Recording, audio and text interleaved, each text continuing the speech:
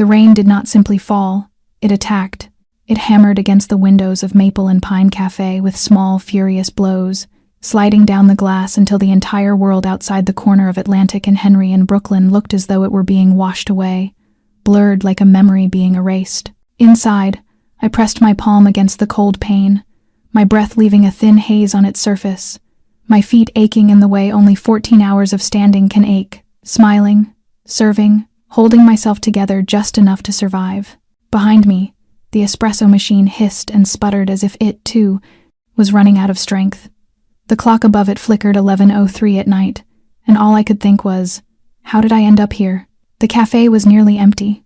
A couple whispered through an argument in the corner, their untouched cups of lukewarm coffee sitting between them like a silent referee. A man in a wrinkled shirt tapped furiously at his keyboard as though he could type his way out of a midlife crisis.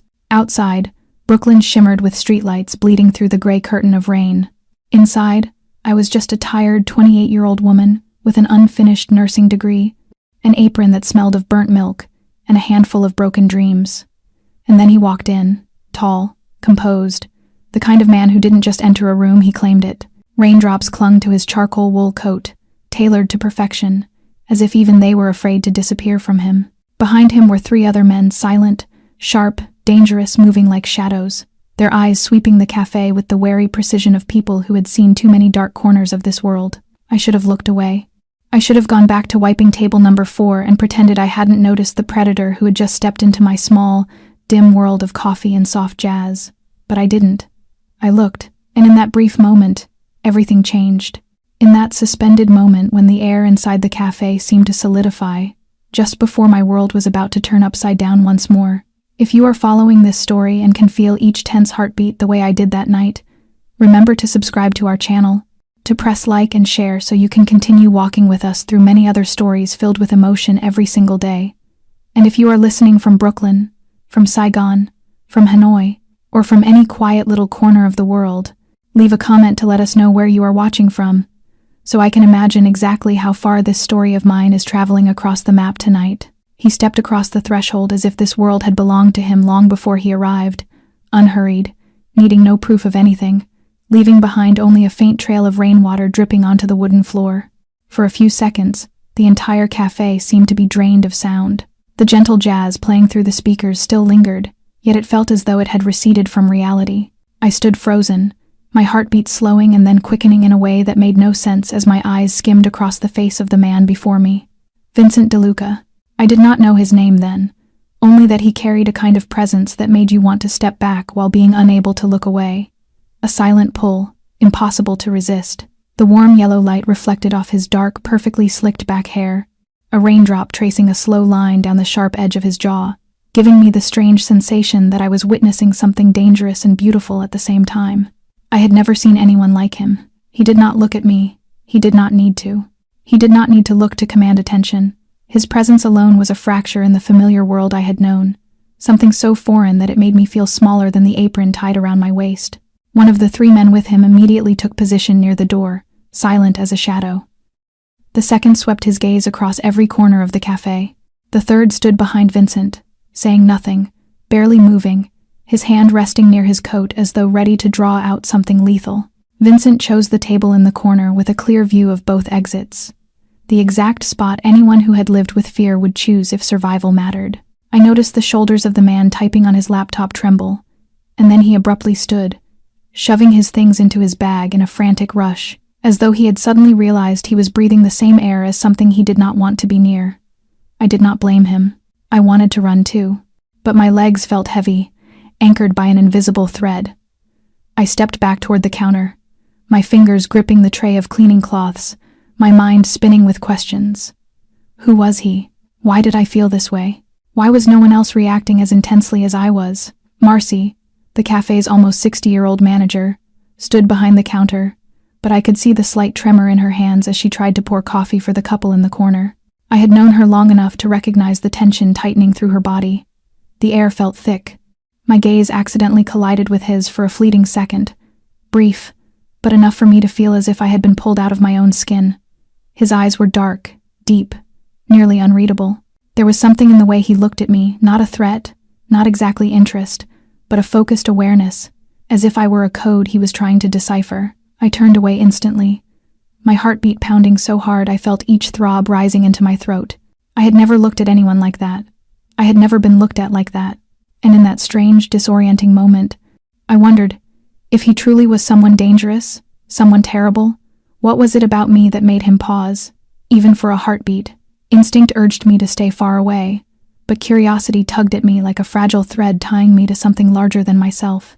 Vincent did not speak a single word. He simply sat there, slowly removing his leather gloves and placing them neatly on the table, every gesture precise, almost calculated, yet carrying a kind of weight that lingered in the air. Each time he glanced around, I felt the cafe's light shift with him. I knew something was about to happen. I did not know why, but the stillness around Vincent DeLuca felt like the surface of a lake before a storm, unnaturally calm, and so dangerous that every cell in my body seemed to warn me. But I kept looking, and for the second time that night, I found myself unable to pull my eyes away from the man who had walked in and turned my entire world upside down.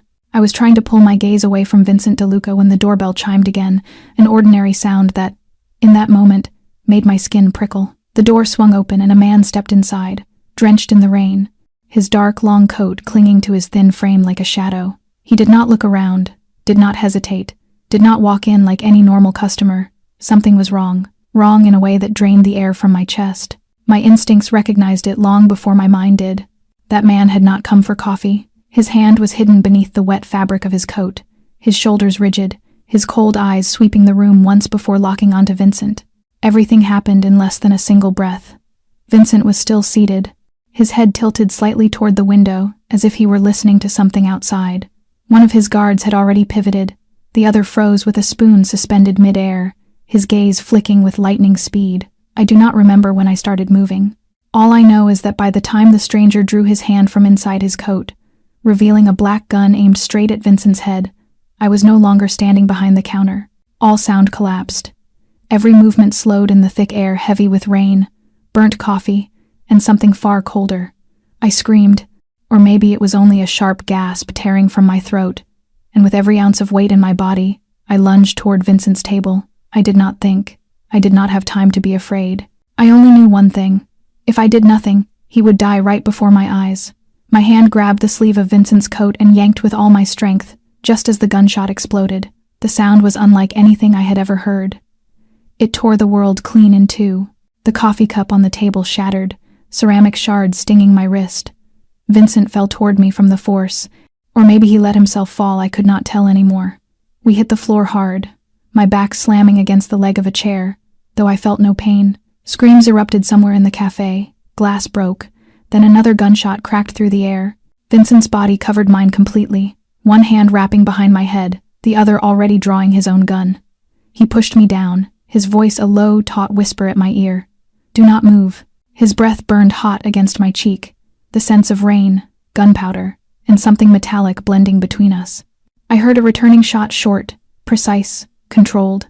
One of Vincent's men had fired back. Someone shouted in Italian. Something heavy fell to the floor. A dead, suffocating silence flooded the room. I trembled under Vincent's weight, my cheek pressed against the ice-cold tile, my ears ringing from the gunfire. Only one thought pulsed through my mind. I pulled him. I pulled him. I just saved the life of a man who could kill me without blinking. Vincent lifted himself slightly, his sharp eyes sweeping the room in less than a second before he looked down at me again. His face was so close I could see every single eyelash beneath the flickering light, see the absolute focus in his expression and something else, deeper, stranger. "Are you all right?"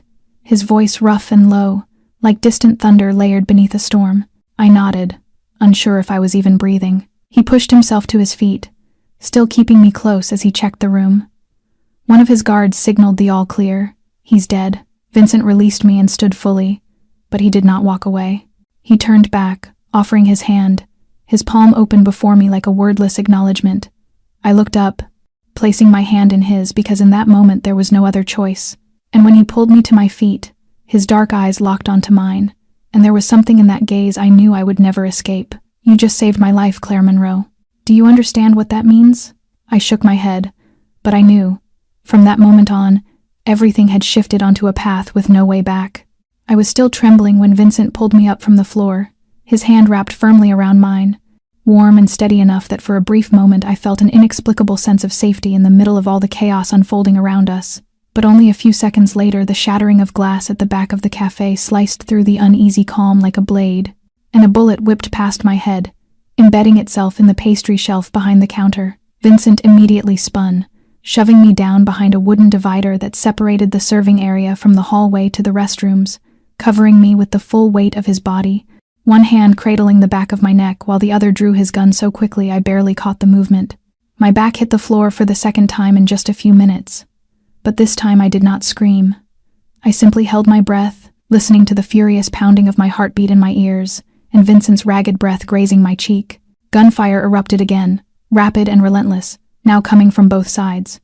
Another attacker had slipped in through the rear entrance, taking advantage of the chaos to approach Vincent from the blind corner. I could not see him, but I heard the footsteps, the clinking shells hitting the tile, the clipped Italian commands I did not understand but could feel the tension in every sharp syllable. Vincent pressed me tighter against the wall, shielding every inch of my body with his own. A gunshot exploded right beside my ear, sending a high, painful ring through my head, and then I heard the heavy thud of a body collapsing on the other side of the divider. Vincent's breath came harshly, but not wildly. He tilted his head, signaling to one of his guards who was crouched low as he moved toward the back counter. I saw blood spreading across the man's shoulder, but he kept advancing, gun aimed toward the kitchen. The remaining attacker clearly had not expected Vincent's men to move this quickly. Another controlled shot rang out, followed by a strangled cry. Vincent still did not leave my side. His eyes swept the cafe as though the entire layout had been etched into his mind. Outside, the distant wail of police sirens grew louder, inching closer with every second, and blue and red lights flashed across the shattered front window. A customer lay sprawled on the floor being pulled upright while the arguing couple hid behind overturned chairs, their faces pale, their bodies too terrified to move. I heard heavy boots pounding on the tile and then silent gunfire stopping all at once. One of Vincent's guards signaled with his hand. The attackers had been neutralized. Only then did Vincent begin to lift himself off me, though his gaze never left my face for even a heartbeat. "Are you all right?" he asked again, his voice softer this time, as if he needed to make sure I was still here, still breathing, still whole. I nodded, my throat dry as though I had swallowed the entire storm. As he helped me to my feet once more, the cafe door burst open and 4 police officers rushed in with their guns drawn. One of them shouted for everyone to freeze. Vincent raised his hands to shoulder height without the slightest hint of panic, his expression steady, almost unnervingly calm. His guards followed suit, though none of them showed even a flicker of fear. The officer glanced at Vincent, then at me, trying to piece together the broken fragments of this violent, chaotic scene. Vincent turned his head toward me, his voice low, barely above a whisper. "Say as little as possible. Let my lawyer handle the rest." I nodded again, uncertain I could form a single coherent word. My hands were still shaking, my heartbeat was still stumbling out of rhythm. But one thing was unmistakably clear. I had just stepped into a world nothing in my old life had ever prepared me to face, and at the center of it stood the man who had just used his own body to shield me from a storm of bullets. I sat on the cold wooden chair in the corner of the cafe, a thin blanket draped over my shoulders by one of the rescue workers, my hands wrapped tightly around a cup of hot tea that had long since gone cold. Police officers moved in and out, photographing, measuring bullet holes, taking statements from the few people calm enough to speak. I was not one of them. I had tried to say something to the first officer who approached me, but all I heard was my own voice cracking, faltering. They were patient. A young policewoman, only a few years older than me, guided me to sit apart and wait. I understood. I was the one who had pulled Vincent DeLuca out of the line of fire, the one who had thrown myself into the middle of a gunfight when I should have run. I understood why they needed more answers, but I also understood something else. Everything tonight was far beyond any framework I had ever known. Vincent was still speaking with a group of officers near the door, his coat removed, revealing a white shirt stained with a faint smear of blood at the cuff, but it was not his. His eyes met mine once, only once, yet it pinned me to my seat, not a word. Just that look carrying something heavier than 1,000 questions. When a middle-aged detective finally sat down across from me, notebook ready, I tried to take a long breath, tried to arrange the chaos in my mind, but every image blurred: gunshots, shouted commands, the look in Vincent's eyes, the weight of his body shielding mine, all of it spinning without order. I told him what I had seen, from the moment Vincent walked in until the moment I pulled him out of the bullet's path, though I was not certain I remembered everything. He nodded, scribbling notes, then studied me in silence for a long moment. "How long have you worked here?" I answered that it had been a little over a year. He looked around the cafe, then back at me, as if trying to gauge what kind of person I was. I did not know whether I passed that silent judgment, but I knew I had been honest. When he left, another officer escorted me to the ambulance to check the scratches on my wrist and the bruising on my shoulder. I refused the hospital. I only wanted to go home. When I returned inside to retrieve my bag, Vincent was standing by the door, one hand in his pocket, the other holding his phone, as if everything that had happened was only a small interruption in another long day of his life. But when he saw me approaching, he put his phone away and, in a movement as quiet as breath itself, stepped closer. His gaze was no longer as sharp as before, still deep, still unreadable, but softened somehow, warmer, as if in a few short hours he had begun to see me differently. I stopped less than a meter from him, unsure what to say, when he spoke first. "You were not the only person in this cafe tonight, but you were the only one who moved toward the bullet." His voice was low and steady, tinged with something almost like disbelief, as though he still could not understand why I had done it. I swallowed hard. I don't know why either. Maybe because I saw something in you. Maybe a lonely kind of pride, or a tiredness without words. Or maybe it was just instinct. Vincent tilted his head slightly, as if considering the unspoken answer. Then he reached into his coat and handed me a business card. On it was a name, not his, but a law firm, a private number, and an email address. "If anyone gives you trouble because of tonight, or if you need anything at all." I accepted the card with both hands, as though it weighed more than paper. Vincent looked at me one last time. "I owe you a life, Claire Monroe, and I am not the kind of man who forgets a debt like that." Then he turned and walked out the door, leaving me standing there with a business card and a sentence I knew, somehow, would never be just a polite formality. I returned to my small third-floor apartment in Crown Heights when the sky was already beginning to pale, my body damp even though the rain had stopped long ago, carrying only a biting cold against my skin and a strange emptiness in my chest that I could not yet name. I still had the business card Vincent had given me in hand, the paper slightly damp with sweat, though I could not remember how tightly I had been holding it. I pushed the door open as quietly as possible, not wanting to wake Lydia, my roommate of nearly 2 years. But before I even stepped inside, I saw her curled up on the sofa, a hood of an oversized sweatshirt pulled over her head, eyes wide from an entire night without sleep. When she saw me, relief flickered through her gaze, only to be swallowed immediately by shock. "God, Claire, are you okay? What on earth happened at Maple and Pine?" "I saw the news, the ambulances, the police. I kept calling and calling you." I collapsed beside her, my legs finally giving out. "I'm okay. I'm not hurt. It's just... everything happened so fast." I told her everything in pieces, slowly, haltingly, as if I were hearing the story myself for the first time. Vincent walking into the cafe, the way he looked, the first gunshot, the moment I threw myself toward him, the trembling in my body when I lay beneath the weight of his back shielding me. Lydia said nothing the entire time, only stared at me with a mix of awe and fear. When I ended with his words, "I owe you a life," she shot upright as if something had pricked her. "Claire, do you even know who he is? That name, Vincent DeLuca? I've heard it before. He's behind that chain of investment firms in Manhattan, and there are rumors he's tied to the Mafia. I'm not sure, but the papers mentioned it once, and there was some investigation a few years back.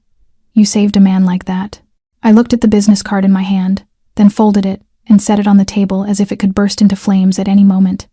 "I don't know who he is. I only know that when I saw a gun pointed at his head, I couldn't just stand there." Lydia stayed silent for a long moment before exhaling, then suddenly walked toward the door as if remembering something. "Someone came by with this about 20 minutes before you got home. Didn't say a name, just said it was for Claire Monroe, then left." She handed me a thick envelope wrapped neatly in plain white paper, no sender written anywhere. I opened it, finding a folded sheet of paper on top, handwriting slanted and precise. "Claire, I do not like owing anyone, especially a life. This is a small part of what I owe you for what you did tonight. I do not expect you to understand, only to accept it. Use it to continue whatever dream you once had before life forced you to abandon it. And if one day you need anything, call me, V." Beneath the letter was a stack of cash bound with a bank band, crisp and new, the ink still sharp and scent. I did not need to count it to know it was a large sum, but Lydia could not help herself. She pulled out a few bills, her face draining of color. Claire, this is $50,000. Oh my God, do you have any idea what this means? I said nothing, still holding the letter as if afraid it might slip away. I had a student loan I had never paid off, a nursing program left unfinished, a dream abandoned when my mother fell ill and I had to work full-time to cover the hospital bills. And now, after a single night, after a single reckless act, I was holding something that could take me back to the beginning. But that was not what made my heart pound. It was the last line of that letter. If one day you need anything, call me. I folded the paper and placed it atop the stack of money. Lydia stared at me, horrified. You're not going to get involved with him, are you? I looked at her, then at the faint morning light slipping through the thin curtains. I don't know, I whispered, but I have a feeling he isn't done with me yet. I did not sleep that night, nor did I truly sleep on any night that followed for many days. Every time I closed my eyes, I saw Vincent's face caught in the flickering cafe lights, heard the bullet slicing through the air toward a man I had never met, felt the weight of his body pressed over mine in the dark haze of gunpowder. But what troubled me more than any of that was the envelope lying in my desk drawer, and the brief line in his letter echoing over and over in my mind.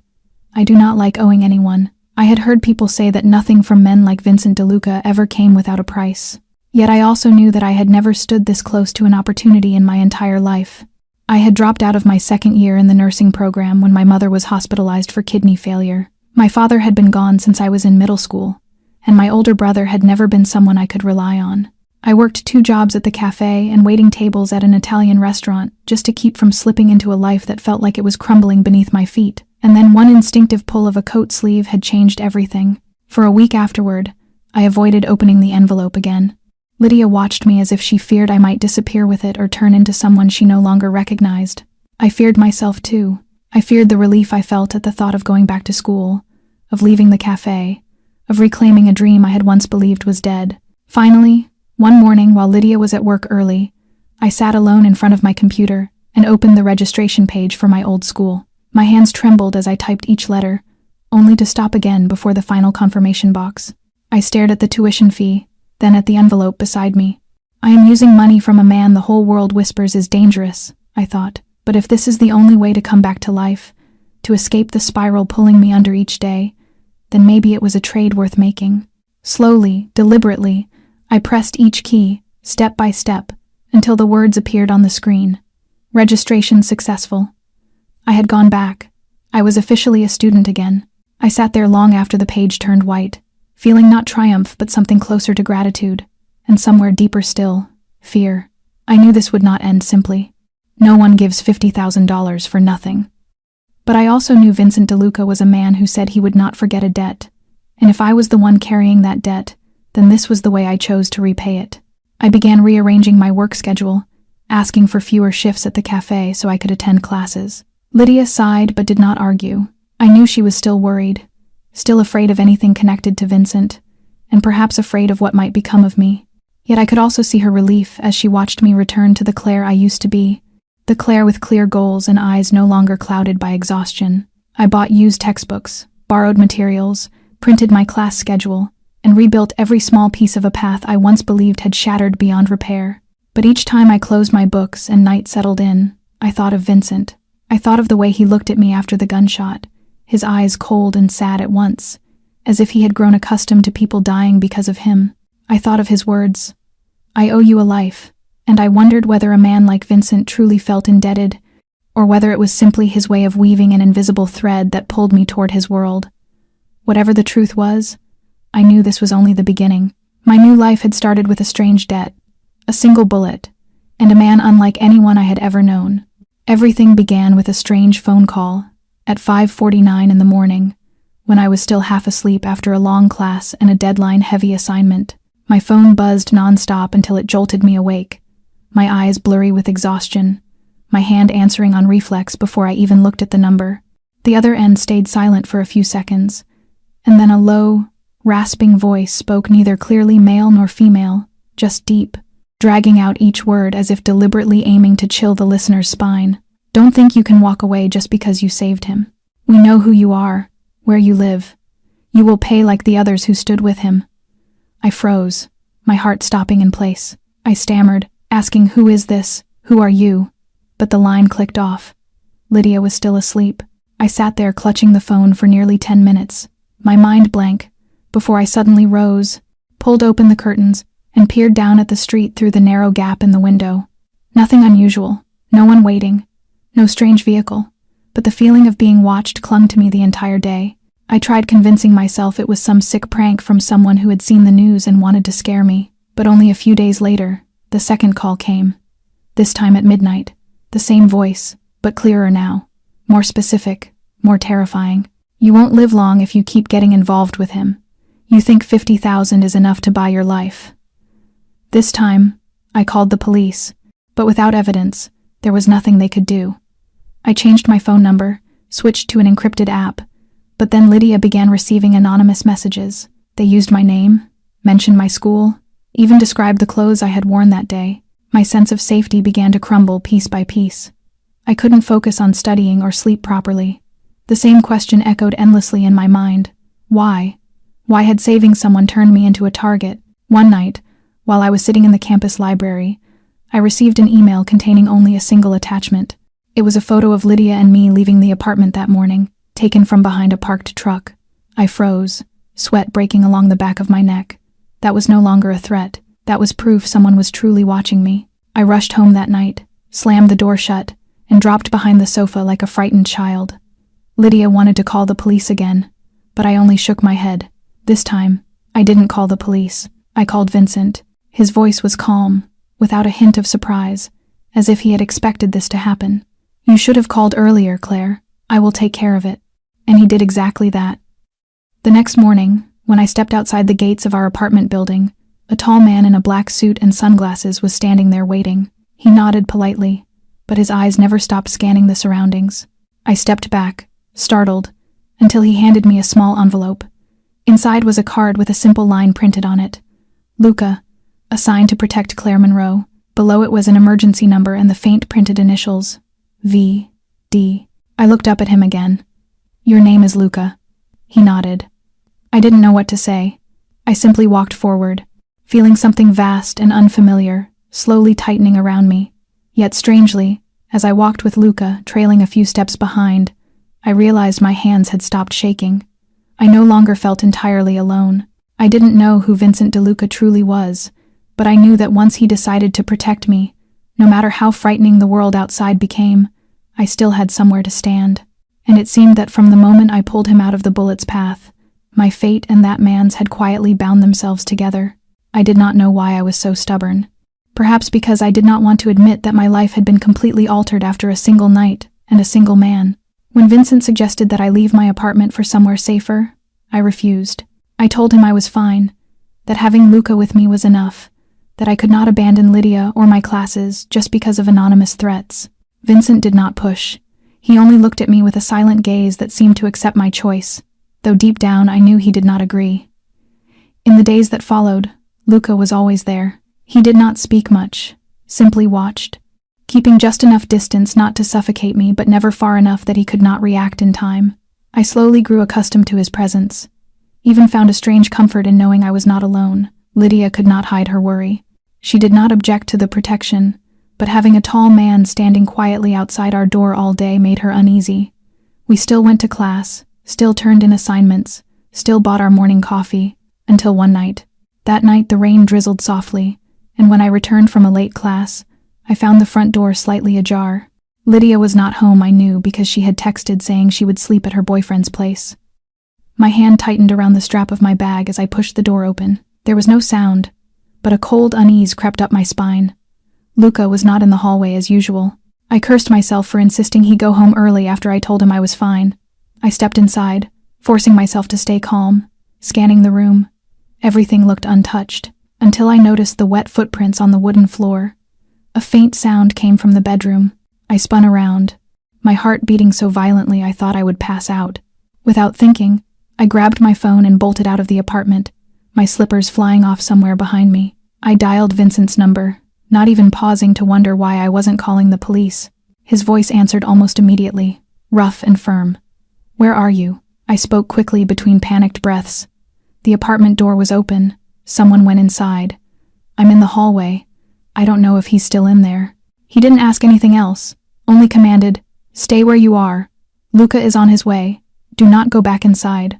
I nodded even though he couldn't see me, gripping the phone as if it were the only thing holding me together. 10 minutes later, Luca arrived with another man. They searched the place, no one inside. The back door had been forced open. In my bedroom, the drawers were ransacked, yet nothing was taken. Not a robbery, a warning. I did not sleep that night, even with Luca staying in the living room to keep watch. The next morning, Vincent arrived. He did not ask if I was okay. He looked at me, his gaze darkening at the sight of my exhausted, trembling face, and then he said only one sentence. Pack your things. You are not spending another night here. I had no strength left to argue. I simply nodded, went to my room, and placed a few clothes and books into a suitcase. Lydia was still gone. I left her a message, explaining briefly that I needed to leave for safety. Vincent said little on the drive. His car was a black SUV with tinted windows, so quiet I could hear the faint tapping of rain on the roof. When the vehicle turned onto a tree-lined private road, I knew I was entering another world. Vincent's house was hidden behind tall iron gates and thick hedges trimmed with meticulous care. White walls, gray roof tiles, wide glass doors facing a garden. It was not lavish, not ostentatious as I had imagined, but carried a quiet, cold stillness that was difficult to describe. Vincent waited for me to step out of the car, not forcing, not urging, but I knew he would not let me walk away again. And for the first time since that night in the cafe, I did not feel like a victim. I felt as though I was taking another step toward him, toward something both dangerous and impossible to resist. Vincent's estate was unlike any place I had ever set foot in, not because it was grand or ostentatious, but because everything inside carried a deliberate quietness, the kind of stillness that belonged only to places not meant for the uninvited. When I stepped in, the long hallway stretched before me, its dark, polished wooden floors reflecting the soft glow of the chandelier lights above. The air held the faint scent of old wood mingled with jasmine, as though the house was always kept ready for the arrival of some important guest. Vincent led me through the main hall without speaking, merely signaling to a house steward in a pale gray suit to take my luggage and guide me to the room prepared for me on the second floor. The room was not large, but every detail was exquisite. Thick white drapes covered 2 wide windows overlooking the back garden.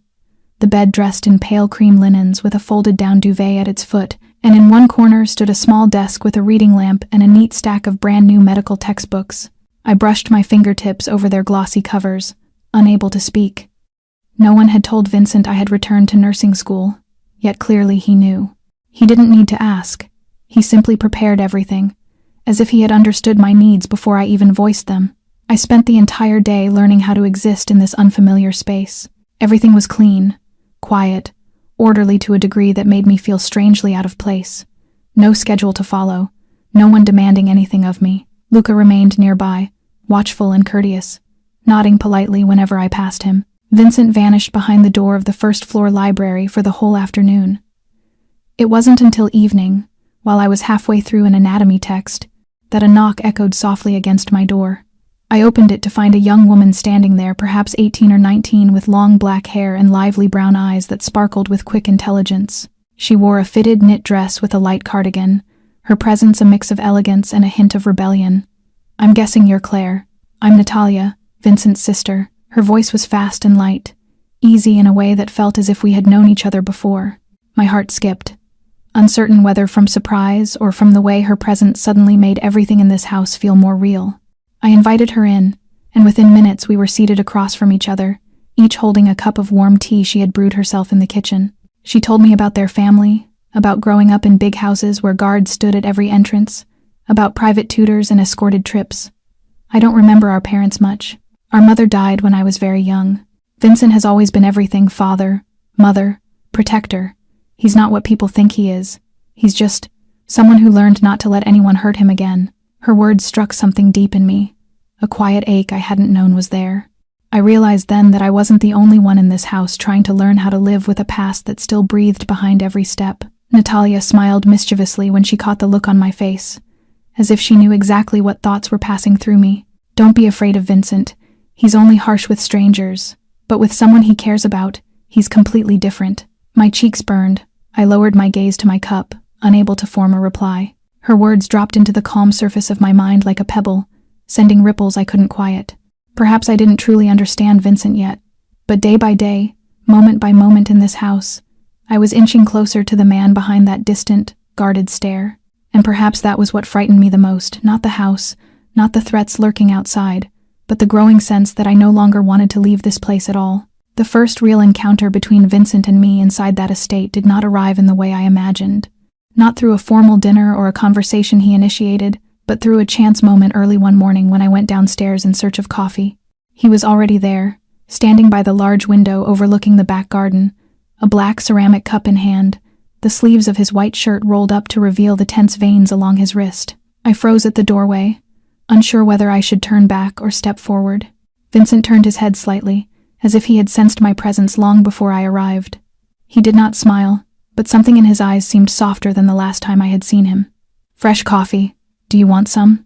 His voice was low, quiet, yet carried that same cool distance that left me unsure whether I was supposed to nod or decline.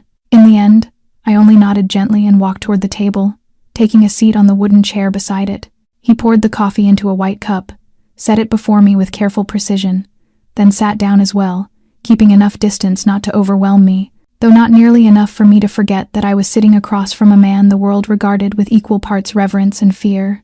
We stayed silent for several minutes. I sipped my coffee, willing my hands not to tremble. Vincent watched me with that perceptive intensity of his, then abruptly spoke. "You still don't really trust me, do you?"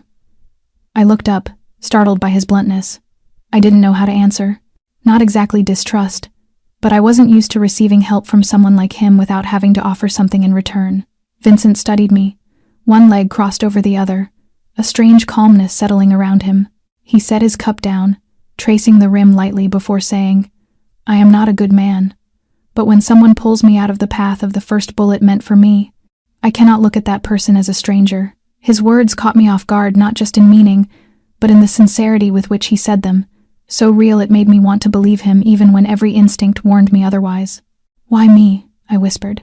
There were so many people in that cafe that day. Vincent held my gaze for a long time, long enough that I felt stripped of every shield I had put up. "Because you didn't look at me the way they did. You weren't afraid. You weren't curious. It was just instinct. And in my world, instinct is worth more than loyalty spoken out loud." I didn't know how to respond. My heart beat in a strange, uneven rhythm. He continued, his voice even and low. "I know who is threatening you. Dominic is from the past, once an ally. Not anymore. He is not targeting you because of who you are. He is targeting you because you are the one who unsettles me." The sentence fell between us like a silent strike of lightning. I didn't know whether to be grateful or terrified. I only felt a storm rising inside me. Vincent stood and walked toward me, stopping half a meter away. He didn't touch me, he simply looked at me with a depth that made the air feel too thin to breathe. "Anyone who harms you, even in a dream, will not have the chance to do it again. I don't need your thanks. I just need you to understand that you no longer have to endure anything alone." I looked up at him, feeling the walls I'd carefully built inside myself shifting, cracking. I once believed Vincent lived in a world I would never belong to, but in that moment, standing before me was not a powerful man from whispered rumors, but someone trying to hold back the storms closing in on my life. And I found myself wondering whether my heart had been refusing something that might actually be right. I didn't answer, nor did I look away. I simply looked at him, truly looked at him for the first time as a woman looks at a man, not as a benefactor, not as a stranger. And in that quiet moment, I knew that whatever existed between Vincent and me had crossed into a new boundary, fragile, undeniable, and impossible to turn back from. The private dinner meant for just the two of us came as a surprise, though not in the glamorous way one might imagine when thinking of a Mafia kingpin inviting someone to dine with him. Vincent gave no warning, offered no formal invitation. He simply appeared at my door at 7 in the evening, dressed in a plain black shirt, one hand tucked into his pocket, his expression calm as though his presence there needed no explanation. "Are you hungry?" I made some pasta. I asked nothing, and I didn't refuse. We walked through the hallway, down to the kitchen, and I realized he truly had prepared everything himself. The scent of tomatoes and basil warmed the air in a way that made me feel as though I had stepped into a place startlingly ordinary, so different from the secret-laden walls of this house. He didn't ask what I liked or wondered about my tastes, yet somehow the pasta he cooked fit perfectly, every detail just right. We ate in silence for a while, the only sounds the soft clink of cutlery and the faint wind brushing through the slightly open window. Slowly, I felt my guard loosening not because I fully trusted him, but because I no longer wanted to pretend to be stronger than I was in front of this man. After we cleaned up, Vincent poured 2 glasses of red wine, set one before me, and sat across the table. "Did you ever imagine you'd be sitting here with me after that rainy night?" I gave a faint smile and shook my head. "Honestly, I didn't think I'd survive that night." "Neither did I," he replied, his gaze drifting outward before he reached into a kitchen drawer and pulled out a small box with an old, faded photograph inside. It showed a boy of about 10 standing beside a woman with sad eyes and a gentle smile. "My mother," Vincent said quietly. "She died in an accident that should never have happened, not if my father hadn't forced her into the car that night. He had been running from an internal purge, and she was simply dragged into it. After that, he raised me with power, with fear, with a twisted sort of love only those raised in darkness can recognize." I watched Vincent as he spoke, each word soft but weighted, pressing against my chest with an ache I couldn't name. He didn't need to share this with me, but he chose to. "Do you know what it feels like to grow up among men ready to kill each other over a single wrong word? I used to think I needed no one, no love, no need to be loved. And then I met you. Not in the cafe, but in the moment you looked at me as though I wasn't a crime headline." I held my wine glass, turning the deep red liquid slowly, my composure slipping inch by inch. What Vincent shared wasn't weakness, it was trust. And trust from a man like him was perhaps more valuable than anything else. I didn't know how to answer. I only looked at him and nodded slightly. "You don't have to say anything," Vincent added, his eyes softening, as though he had finally laid down a burden he had carried for far too long. "Just know that ever since you walked into my life, nothing has been the same." I left the kitchen when the clock struck 9:30, my heart heavy but no longer chaotic. I went upstairs, closed my door, and leaned back against it, my hand still carrying the warmth of the wine glass. And I realized I had begun to soften not because of Vincent's words, but because of the way he looked at me, as though I was the beginning of something he had never dared believe could exist. And I wasn't sure if I had the strength to step back ever again. That night, after returning to my room from dinner and the conversation that still left my heart pounding far too hard, I couldn't sleep. The light from the bedside lamp cast a pale golden wash over the pages of the book I could no longer read. Every line blurred, drowned beneath the lingering echo of Vincent's words and the way he had looked at me.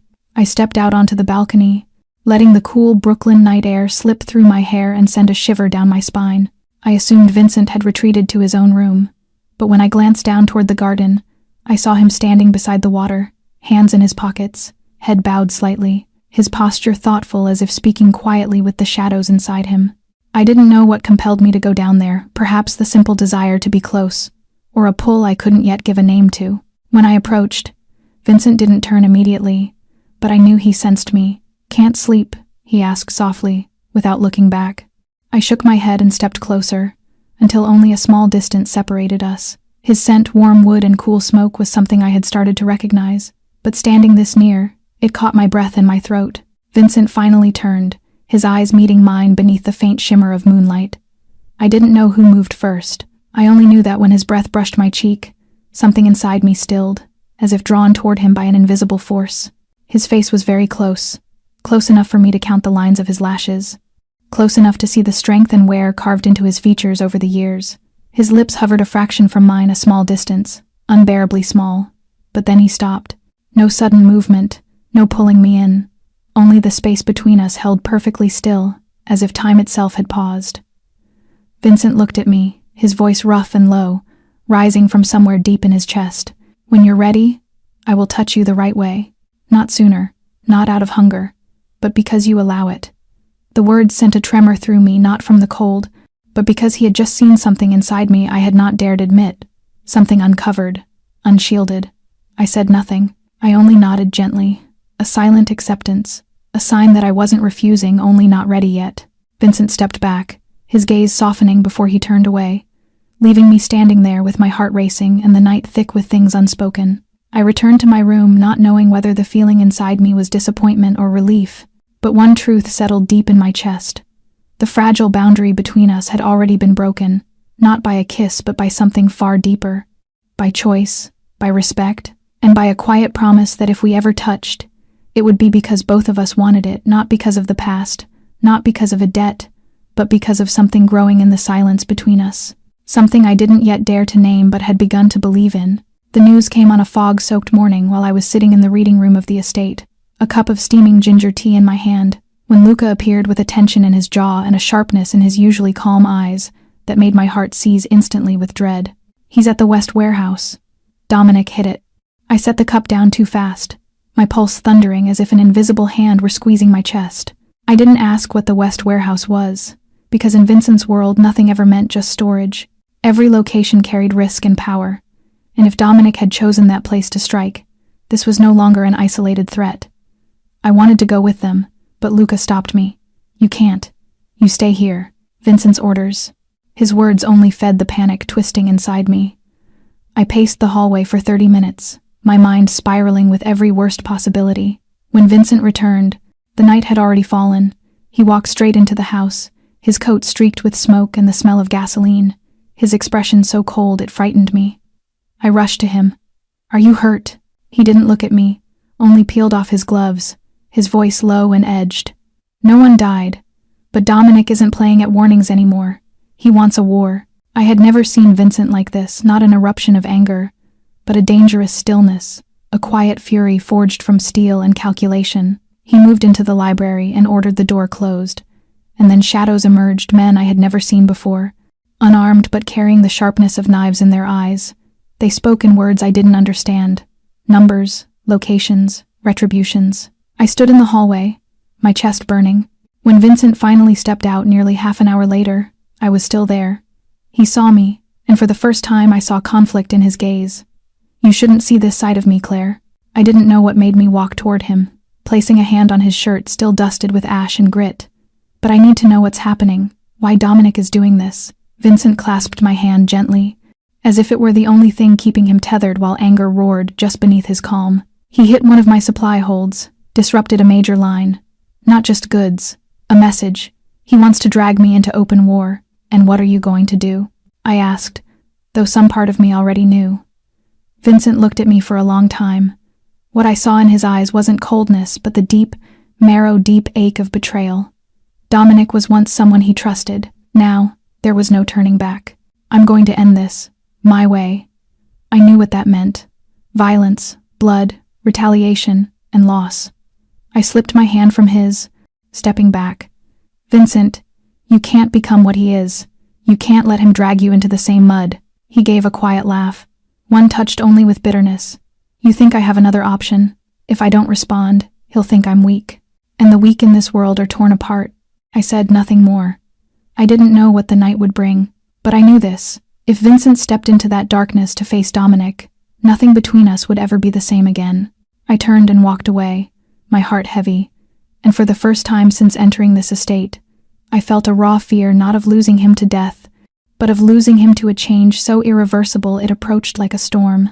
Vincent disappeared from the estate for nearly 2 days after the attack on the West Warehouse, and no one told me where he had gone or what he was doing, but I felt the shift in the air around me as clearly as if the walls themselves were whispering it. Natalia spoke less. Luca kept his distance, and unfamiliar men I had never seen before began appearing more often under the cover of night, their presence a reminder that the quiet within these walls was only a thin veil stretched over something far more dangerous. I barely slept, my mind crowded with images I did not want to imagine, because I had seen the look in Vincent's eyes when he said Dominic had left him no choice, and I knew that if he truly struck back, blood would follow, perhaps not only the blood of enemies, but his own, and I could not bear to let that happen without doing something. When he returned, dawn had not yet broken. I waited for him in the library, the room that always smelled of old wood and whiskey, the place where the harshest decisions of his life seemed to take shape. Vincent opened the door and stepped inside, his coat dusted with the grit of the road, his eyes exhausted yet as hard as forged steel. He was not surprised to see me. "You shouldn't be awake," he said, his voice rough with fatigue. "I can't sleep knowing you are out there wagering your entire life on a war that doesn't need to happen." He said nothing, only looked at me, and his gaze was not cold, but distant, as though he were standing somewhere far beyond my reach. "Claire, this is not a world you should interfere in." I stepped closer, my voice trembling but steady. "No, you're wrong. I stepped into this world the night it rained at the cafe, the moment I pulled you out of the path of that bullet. If I can't stop you, then at least let me say this once." He stayed silent. I went on. "What does Dominic want? Power, recognition, a slice of territory. Have you ever thought that maybe he doesn't actually want to kill you, that maybe he just wants to shatter the illusion that you are untouchable, to prove that even you can be afraid. Vincent frowned. And you think I should sit down with him, drink tea, and talk like two politicians? No, I whispered, but with conviction. I think you should be smarter than he is. If you retaliate, you give him a reason to strike again, to escalate, to turn you into a replica of himself. But if you give him an excuse to stop while still saving face, then you won't just survive, you'll win. Vincent stared at me for a long time, unblinking, as if weighing every word I dared to offer him. Then he exhaled, and for the first time in 2 days, the sound wasn't carved from anger but from exhaustion. You think Dominic will agree to sit down? I think a part of him wants to live, just like the rest of us. And if he doesn't, at least you can say you tried. Vincent stepped closer, closing the distance until only breath remained between us, and placed his hand on my shoulder, the weight of it heavy with unspoken burdens. He tilted his head slightly, his voice lowering to a near whisper. You make me want to choose a different path, Claire. One I never believed existed. I didn't answer. I only took his hand and held it, gently but firmly. If a bullet can be stopped, then so can a war. You only have to be willing to listen. And he did listen. The next day, Vincent did not order a single strike. Instead, he sent a message to Dominic, not a surrender, but a calculated proposal. And for the first time, I saw a glimmer of light flicker through this shadowed world, a light I once believed could not survive here. It was hope, fragile, but real. And I knew Vincent saw it too, in my eyes, and in the quiet turning of his own heart. The meeting between Vincent and Dominic took place 3 days later in an abandoned warehouse chosen as neutral ground. And I was not allowed to go, of course, but I had seen Vincent's eyes before he stepped into the car. Eyes that no longer belonged to a man carrying anger, but to a man shouldering a decision far larger than himself. He had listened to me, and now it was time for his world to follow logic instead of blood. When Vincent returned in the late afternoon, I was in the back garden, keeping my hands busy by watering the lavender just beginning to bloom. He did not speak at first, only approached and stood behind me, silent like a warm shadow. And when I turned, when our eyes met, I knew it was over. They agreed. Dominic would pull back, keep his territory untouched, stay away from Vincent's operations, in exchange for a fragile peace and a few unspoken conditions I never asked about. I exhaled in such deep relief I nearly cried, not because Vincent won, but because he did not have to trade his soul to earn that victory. He had chosen another path, the path I believed he had longed for deep inside. That night, the estate was unusually quiet. Vincent sat beside me on the long balcony sofa on the second floor, from which the distant city shimmered under a blanket of lights. He held a glass of whiskey but did not drink, only turned it slowly in his hand, while I rested my head on his shoulder, feeling close to him in a way that no longer frightened me. You changed everything, he said into the night, his voice soft as wind. I never thought I could step back and still hold my head high, but you made me believe that sometimes a step back is how you protect what truly matters. I entwined my fingers with his, holding tight. You don't need to change for me. I just need to know you're living the life you choose, not a shadow dragged from the past. Vincent turned, his gaze gentler than any silence I'd ever known, a rare stillness carved out of years of storms. He brushed a hand through my hair, his eyes lingering on my lips for a long, suspended moment. But this time he did not stop. His kiss was as soft as a passing breeze, yet so deep it nearly brought me to tears, not because it was the first, but because it was the first he gave me without holding anything back, without fear, without the weight of his past, just two people choosing each other because neither wished to walk forward alone. When the kiss ended, Vincent rested his forehead against mine, his breath unsteady. You're the only thing that makes me want to live as a man, not a symbol. I smiled, and inside me every wound, every doubt, every fear dissolved like mist. From that moment on, without promises or labels, he and I stepped into something larger than ordinary affection, a love built out of the falls we survived, the understanding we shared, the courage it took to let someone else see us in our most unguarded form. And for the first time in many years, the future no longer felt like an uncertain blur but something real, something beginning right here, together. The bad news arrived on a morning that should have been peaceful. I was in the sunlit kitchen with Natalia preparing breakfast when Luca stepped in, his face drained of color and his eyes burning with anger held on a tight leash. Claire, I need you to step outside for a moment. The moment he said it, my heart clenched, because when Luca asked to speak to me alone, nothing was ever all right. We walked toward the backyard, far from anyone who might overhear, and he spoke briefly, each word falling into me like a slab of stone. Dominic has taken Matteo, Vincent's closest aide. They grabbed him when he went alone to the transfer station in Queens. Vincent doesn't know yet. We're confirming pieces. But according to internal channels, Dominic has already sent a silent message. If Vincent does not show up or offer further concessions, Matteo will not live to see dawn. I stood frozen. Matteo was the first person I saw after the night at the cafe, the one who brought me to the estate with worried eyes and a quiet reassurance that Vincent truly owed me a debt. He never looked at me with judgment, always gentle, like a silent older brother. And now he was being used as a bargaining chip in a game Vincent believed he had stepped away from. I returned to the estate and went straight to Vincent's office, where he was speaking with several of his men. When he saw me, he stopped, a flicker of worry passing through his eyes. He already knew. I walked closer, my voice disturbingly calm. "Let me take his place." Vincent stared at me as if I had gone mad. "What are you talking about? Dominic needs a bargaining piece, and now you have two choices. Lose Matteo or use me. I'm not part of your organization. I'm not strategically valuable, but I am something he knows you care about. Enough for him to use me to draw out terms. I offer myself, and you bring Matteo back." Vincent rose abruptly, his voice sinking into something darker than anger. "You have no idea what you're saying. You don't know what Dominic is capable of." I looked straight into his eyes. "No, I know exactly what he can do. But if you let Matteo die, you will never forgive yourself, and neither will I. You are not cold-blooded, Vincent. I know that. And Matteo does not deserve to die because you chose love over responsibility." I saw his hands clench, tendons standing out like cords beneath the skin. He turned away, as if my gaze itself hurt him. "You think I could survive if something happened to you?" I stepped closer and laid my hand gently on his back. "I don't think. I know. And I also know that if I sit here watching Matteo die because I was too afraid to step forward, then whatever we have left will never come out whole again." He turned toward me, his eyes rimmed with red.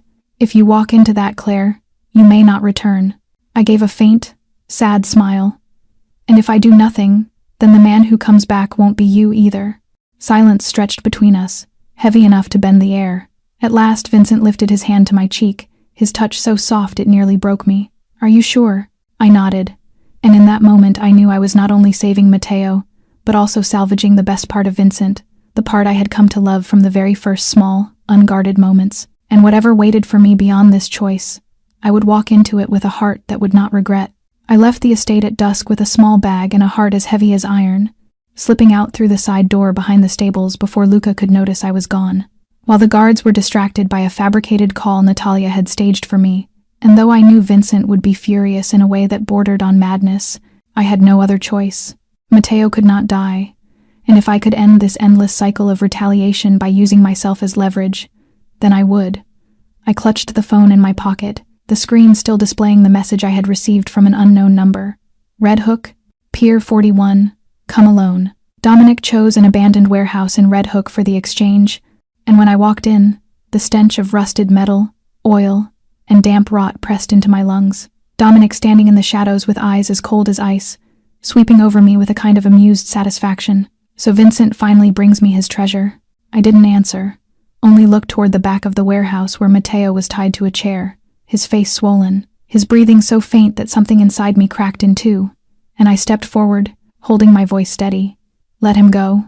I am here, just as you asked." Dominic let out a thin, razor-edged laugh.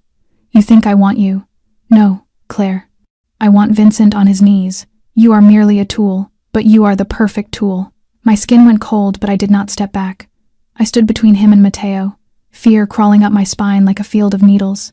That was when the metal doors exploded open, a sharp blast splitting the air, and Dominic jerked around too late as shadows stormed into the warehouse fast and precise like a black hurricane. I was pulled backward before I could understand what was happening, someone's arm locking around my waist hard enough to knock the breath out of me, and then I heard his voice. "Claire, I've got you." "Vincent." My voice broke on his name. He didn't look at me at first. He was looking at Dominic with an expression that froze my blood. Not anger, but the pure, merciless resolve of a man pushed past every limit. Dominic grabbed for his gun, but never raised it. Luca appeared from the side with his weapon already drawn, and a single shot rang through the warehouse. Dominic fell onto the concrete, his hand spasming as the gun slipped from his fingers. I didn't see blood because Vincent immediately turned, covering my eyes with his palm. "Don't look. You don't need to see this." He pulled me into his arms, holding me as if I had nearly slipped away from the world entirely, his breath against my hair uneven, shaking in a way I had never imagined possible for him. "You think I would ever let you walk out alone? You think I would let you die in place of my men?" I clung to him, gripping him as tightly as I could. I couldn't stand by and watch Matteo be killed. I couldn't let you lose the best part of yourself. Vincent went still, then cupped my face, forcing me to look at him. "You are the best part of me. Not Matteo. Not anyone. You." He pressed his forehead to mine, our breaths tangling in the smoky, shadowed air. "If you disappear, Claire, I disappear with you. Do you understand?" I broke into tears in his arms, all the fear, tension, and pain from the past days crashing out of me like a flood, and Vincent held me, trembling as though he had been the captive instead of me. After Matteo was rushed to the ambulance and Vincent's men secured the area, Vincent lifted me into his arms and refused to let me walk on my own. On the drive back, he said nothing, only held my hand in a grip that bordered on desperation, as if letting go meant losing me to the night. When the car stopped at the gates of the estate, he turned to me with a look carved from relief and agony all at once. "If you run from me again, Claire, I will burn this whole city down to bring you home." I leaned into him, tears warm against his shoulder, but for the first time, they were not born of fear. They came from the certainty that I was loved, fiercely and without compromise, protected and cherished in the only way a man like Vincent knew how. And that night, I understood that every boundary between us had been erased completely. There was only him, and me, and a love with no way back. 6 months later, on a bright early summer afternoon, I stood in the courtyard of the nursing school wearing a crisp white gown, holding the diploma I once believed I would never have the chance to touch. Applause rising across the open-air hall, bouquets everywhere, embraces exchanged, tears slipping down the faces of my classmates.